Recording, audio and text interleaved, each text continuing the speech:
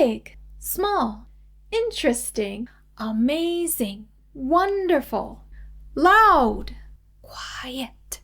What are all of these words? They are adjectives. Adjectives tell us how something or someone is. They give us more information. It is a big book.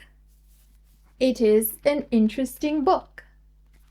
We can say a big, interesting book. How can we write this?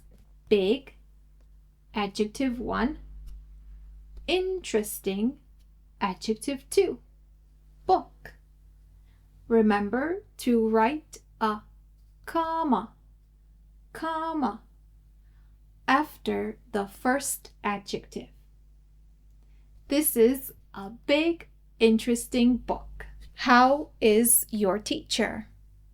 A nice teacher, a friendly teacher. A nice, friendly teacher. You try. How is Paris, France? Write in the comments and show me other adjectives you know.